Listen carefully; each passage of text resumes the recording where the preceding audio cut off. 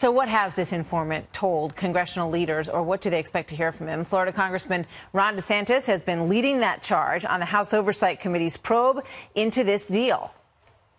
So I've been in contact almost on a daily basis with his attorney, and he is very interested in telling his story. He was just somebody who was working in Washington as a lobbyist, was approached to be a part of some of these Russian lobbying campaigns, and he realized immediately this was not on the up and up. So to his credit, he went immediately to the FBI and became a confidential informant for them in 2009 and did that for a number of years. So he wanted to tell his story. He feels his story needs to be told, but he was concerned about the gag order because last year he wanted to litigate some claims against the FBI, and the Justice Department told him, you're under this gag order. If you expose things that are covered by that, then there will be reprisals against you. And so obviously he didn't want to do that, and his attorney, being a good attorney, is going to tell him to make sure that that's taken care of. Well, now that that's taken care of, he's going through what I understand to be a lot of documents that he accumulated over those many years. He's going to be willing to produce those documents to Congress, and then obviously he's going to talk to Congress. Most likely it'll be initially behind the scenes in a closed-door settings, just so we can go through all this, maybe do some other investigating. But I do anticipate at some point, if his information, bears out, that you could see him in front of the keg lights at a congressional hearing down the road. Yeah.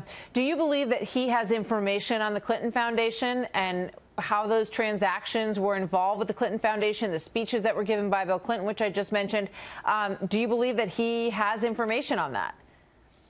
I think it's possible. I definitely believe that from the very beginning of this, that he will say that the Russian sources that he was dealing with, they were very much interested in influencing the Clintons. In what way? What did they want to do?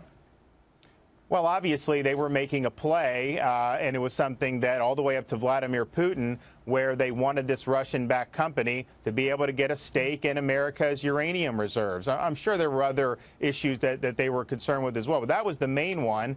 And how do you do that? You can't just go do it. There's a big process involved. It's got to get the approval of the administration in power, not just the Secretary of State, but some other key officials. Yeah. And so that was something that they were concerned about from the very beginning, and this is something that he's going to have information on. So, the pushback on this story is that it's not a big deal, that this has been litigated before, that there were bribery charges, and that those have also been litigated within these companies, that they were being bribed and getting kickbacks from the Russian companies as part of this transaction, and that the Clintons had nothing to do with it.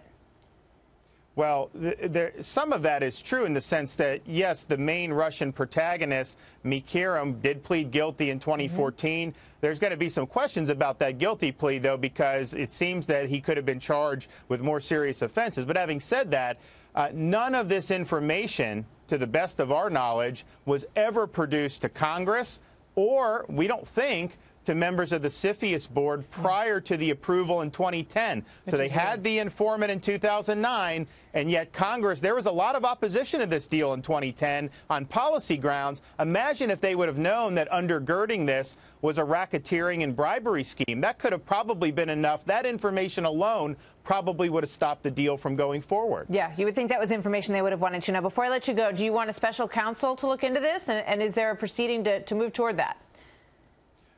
I think we need one because the Deputy Attorney General now, Rod Rosenstein, was actually the U.S. attorney who processed the McHenry guilty plea in Maryland at the time. Right. Mueller, obviously, was the FBI director. So I just think you need a fresh set of eyes to look at this.